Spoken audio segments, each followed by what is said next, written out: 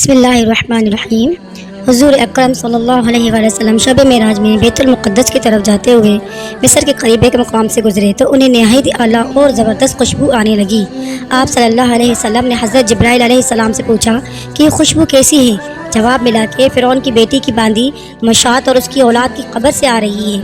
پھر حضرت جبرائیل علیہ السلام نے اس قصے کا بیان کیا کہ مشاط فرعون کی بیٹی کی خادمہ تھی اور وہ خفیہ طور پر اسلام لا چکی تھی۔ ایک دن فرعون کی لڑکی کی کنگھی کرتے ہوئے اس کے ہاتھ سے اتفاقاً کنگھی گر پڑی۔ وہ اٹھانے لگی تو اس کی زبان سے بے ساختہ بسم اللہ نکل گیا۔ اس پر شہزادی نے کہا، تو نے آج یہ عجیب کلمہ بولا، رب تو میرے باپ فرعون تو ہی ہے، تو پھر تم نے یہ کس کا نام لیا ہے؟ اس نے جواب دیا، فرعون رب نہیں ہے بلکہ رب وہ اللہ ہے جو مجھے اور تجھے اور فرعون کو روزی دیتا ہے۔ شہزادی نے کہا، اچھا تو میرے باپ کے سوا اور کسی اور کو اپنا رب مانتی ہے؟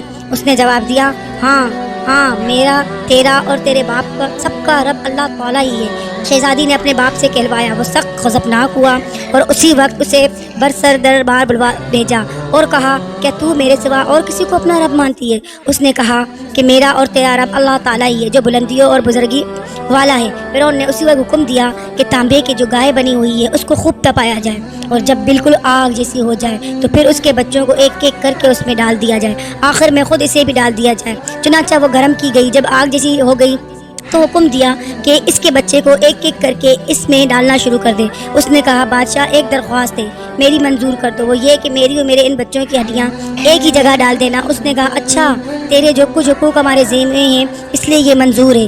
اس کی دونوں بچیاں اس کی آنکھوں کے سامنے اس میں ڈال دی گئی اور وہ فوراً جل کر راکھ ہو گئے۔ پھر سب سے چھوٹے کی باری آئی جو ماں کے چھاتی سے لگا ہوا دودھ پی رہا تھا۔ فرعون کے سپاہیوں نے اسے گھسیٹا تو اسے ایک بندی کی آنکھوں تلے اندھیرا چھا گیا۔ اللہ تعالیٰ نے اس بچے کو اسی وقت زبان دے دی اور اس نے باآواز بلند کہا، اماں جان افسوس نہ کر، اماں جان ذرا بھی پس پیش نہ کرو، حق پر جان دینا ہی سب سے بڑی نیکی ہے۔ چنانچہ انہیں صبر آ گیا، اس بچے کو بھی آگ میں ڈال دیا گیا اور آخر میں ان کی ماں کو بھی اسی آگ میں جلا کر مار دیا۔